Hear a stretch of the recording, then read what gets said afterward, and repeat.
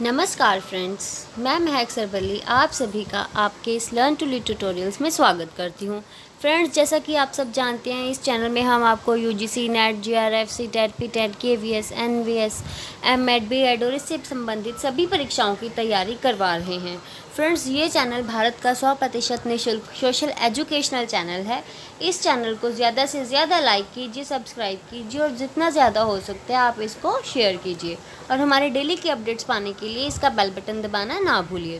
Friends, इसमें हम इस वक्त कर रहे हैं UGC, NET, JRF, CTET, PTET Hindi paper 2 की तैयारी। ठीक है, जिसके अंतर्गत हम हिंदी व्याकरण के जो भाग हैं वो कर रहे हैं। हिंदी व्याकरण के अंतर्गत आज जो हम कर रहे हैं वो हमारा टॉपिक है सर्वनाम। ठीक है, सर्वनाम प्रणाम। ठीक है, तो सर्वनाम क्या, इसकी उत्पत्ति कहाँ से हुई है? जो सर्वनाम की उत्पत्ति है वो 2 शब्दों के मेल से हुई है।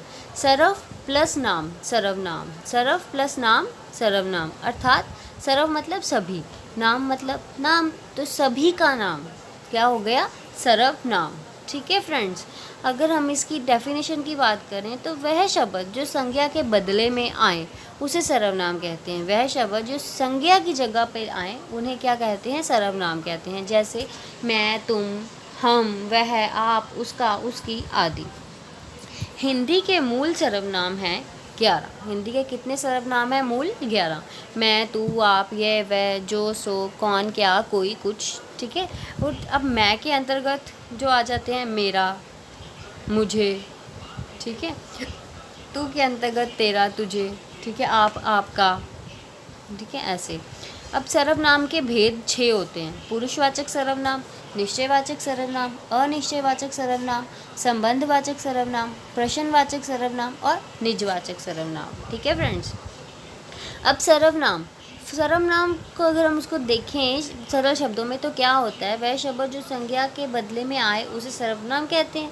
जैसे मैं, तुम, हम, वह, आप, उसका, उसकी आदि।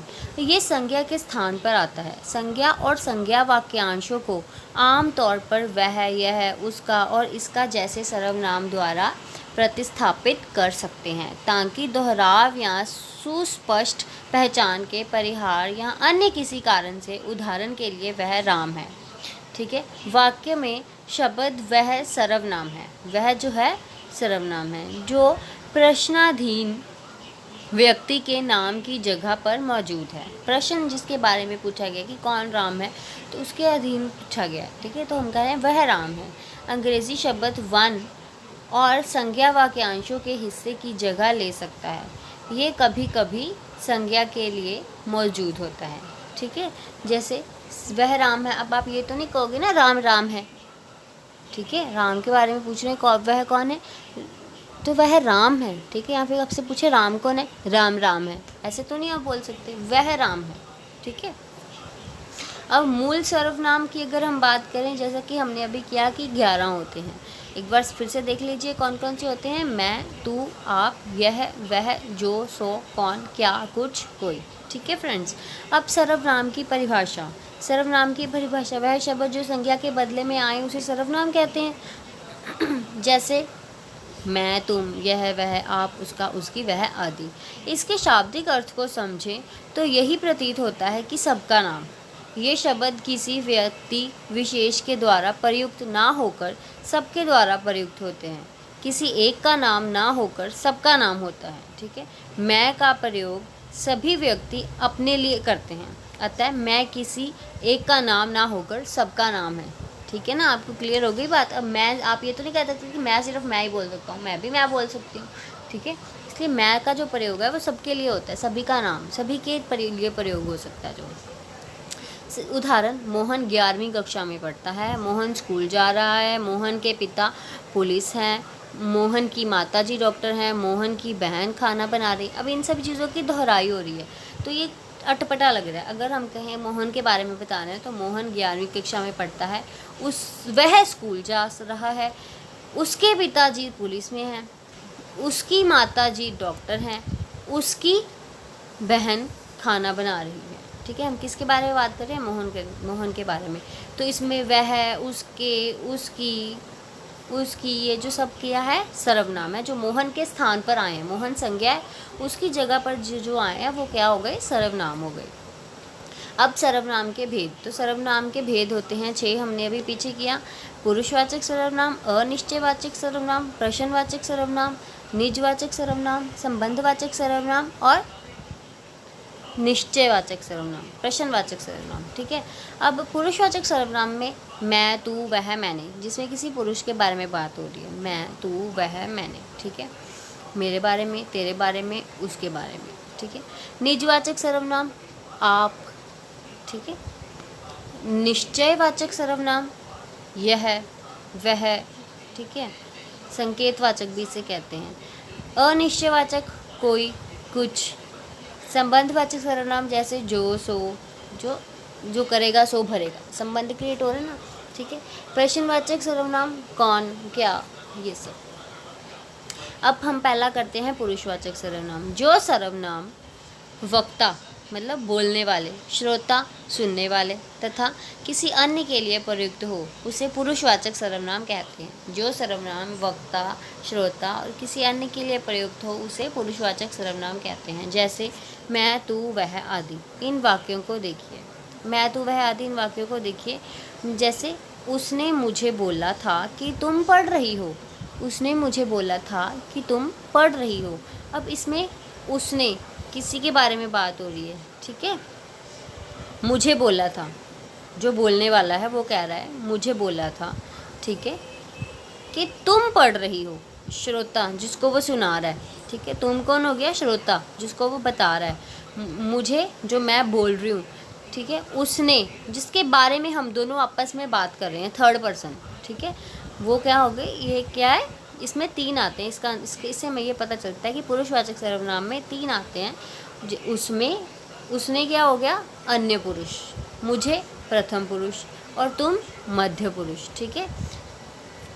अब पुरुषवाचक सर्वनाम 3 प्रकार के होते हैं। उत्तम पुरुष, मध्यम पुरुष और अन्य पुरुष।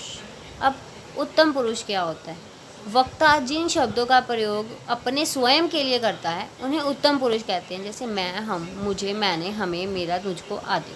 ठीक है। ये हो गए उत्तम पुरुष, जो बात कर रहा है।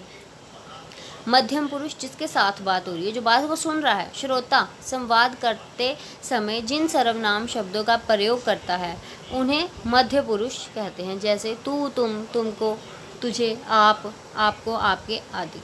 ठीक है। जिससे बात कर रहा है वो मध्य पुरुष। अन्य पुरुष जिसके बारे में वो दोनों आपस में बात कर रहे हैं। उत्तम पुरुष और मध्य पुरुष जिस तीसरे बंदे के बारे में बात कर रहे हैं वो अन्य पुरुष। जिस सर्वनाम शब्दों के प्रयोग से वक्ता और श्रोता का संबंध ना होकर किसी अन्य का संबंध प्रतीत हो वह शब्द अन्य पुरुष कहलाता है। जैसे वह, यह, उन, उनको, उनसे, उन्हें, उन्हें, इन्हें, उसके, इसने आदि। ठीक है। अब दूसरे नंबर पे आ जाता है हमारा निश्चयवाचक सर्वनाम, संकेतवाचक जिसे भी हम कहते हैं। जो सर्वनाम निकट या दूर की किसी वस्तु की ओर संकेत करें, निकट या दूर की किसी वस्तु की ओर संकेत करें उन्हें निश्चयवाचक सर्वनाम कहते हैं। जैसे ये लड़की है, वह पुस्तक है, ये हिरन है, वे बाहर गए हैं। इन वाक्यों को देखिए। ये मेरी पुस्तक है, ये मेरी पुस्तक है। ठीक है। यह जो पास में पड़ी है, वह माधव की गाय है, दूर है, वह माधव की गाय है। वह राम के भाई हैं, वह राम के भाई हैं। ठीक है। अब अनिश्चयवाचक जिस सर्वनाम से किसी निश्चित व्यक्ति या पदार्थ का बोध ना होता हो उसे अनिश्चय सर्वनाम कहते हैं। जैसे उसने कहा था ये मेरी पुस्तक है, उसको पता है ये पुस्तक के बारे में बात कर रहा हूँ और ये मेरी है। बस वो गाय खड़ी है, वह गाय खड़ी है, मतलब वो गाय ही खड़ी है। ठीक है। लेकिन अनिश्चय मतलब जिसमें किसी पदार्थ और व्यक्ति का निश्चित रूप से कोई बोध ना हो। ठीक है। कि कौन है कौन नहीं है। ठीक है। जैसे कि बाहर कोई है, अब बाहर कौन है। ठीक है।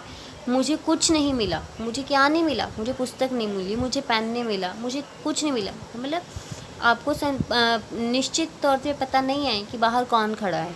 आपको निश्चित तौर पे पता नहीं है कि आप क्या ढूंढ रहे थे, आपको कुछ नहीं मिला। आप जो ढूंढ रहे थे आपको क्या नहीं मिला, यहाँ पे नहीं बताया गया। इन वाक्यों को देखिए। कोई आ रहा है, अब कौन आ रहा है नहीं पता। दरवाजे पर कोई खड़ा है, कौन खड़ा है नहीं पता। दरवाजे में कुछ कमी है पर क्या है नहीं पता। अनिश्चितता को बता रहे हैं। कोई कुछ सर्वनाम शब्दों से में किसी घटना या किसी के होने की प्रतीति हो रही है किंतु वास्तविकता निश्चित नहीं हो रही है, अतः ये अनिश्चयवाचक सर्वनाम है। 4th नंबर पे आ जाता है हमारा संबंधवाचक सर्वनाम। संबंधवाचक सर्वनाम नाम से ही पता चल रहा है, जो आपस में संबंध के बारे में बताए, ठीक है। जैसे जो सर्वनाम किसी दूसरी संज्ञा या सर्वनाम से संबंध दिखाने के लिए प्रयुक्त हो। जो सर्वनाम किसी दूसरी संज्ञा या दूसरे सर्वनाम से संबंध दिखाने में प्रयुक्त हो, उसे संबंधवाचक सर्वनाम कहते हैं। जैसे जो करेगा सो भरेगा, ठीक है। अब जो सो मतलब जो करेगा सो भरेगा, ठीक है।